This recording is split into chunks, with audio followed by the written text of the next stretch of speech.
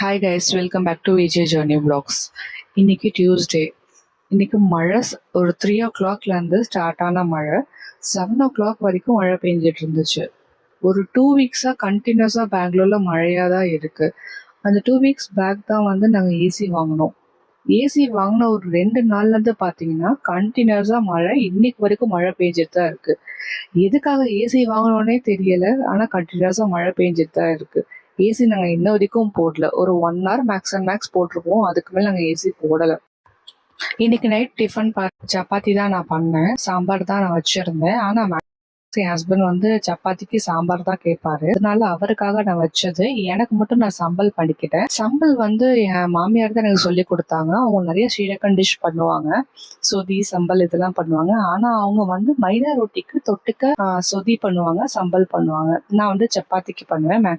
என் ஹஸ்பண்டோட ஆஃபீஸ் பார்த்தீங்கன்னா நாங்கள் இருக்கிறதுலேருந்து ஒரு 2 hours ட்ராவல் பண்ணணும். வீக்லி ஒன்ஸ் போனால் போதும். அதனால அவர் இன்னைக்கு போயிருந்தாரு. ஸோ அவர் வரத்துக்குள்ளே செஞ்சு வச்சிடலாமே. எப்படியும் அவர் வரத்துக்கு ஒரு 9:30 10 o'clock மேலே ஆகிடும். அவர் வந்ததுக்கப்புறம் சாப்பிட்டுட்டு படுக்கவே 11:30 ஆகிடும். கண்டிப்பாக என் பொண்ணு சீக்கிரம் தூங்க மாட்டான். எப்படியும் ஒரு 11:30 12 o'clock ஆகிடும். ஸோ ஸ்கூலாக இருந்தால் ஒன்றும் பிரச்சனை இல்லை, அவங்க 10 o'clockலாம் தூங்கிடுவாங்க. பட் லீவில் இருக்கிறதுனால இன்னும் 1 month லீவ் இருக்குது. எப்படி போகுதுன்னே தெரியலை.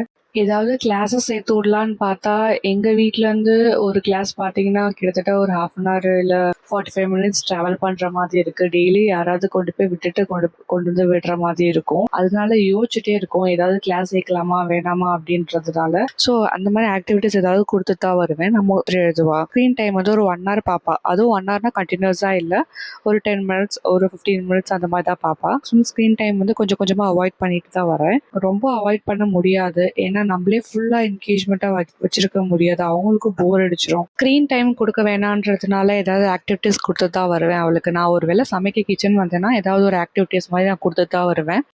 டைம் பார்த்தீங்கன்னா அப்போவே 9:30 ஆயிடுச்சு. நான் லேட்டாக தான் ஸ்டார்ட் பண்ணேன் நைட்டு டின்னர் பண்ணுறதுக்கு. ஸோ ஹஸ்பண்ட் வந்ததுக்கு 10:30 இருக்கும்.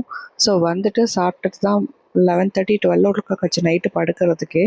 சம்பலுக்கு தேங்காய் துருவி தான் எப்போதுமே போடுவேன்.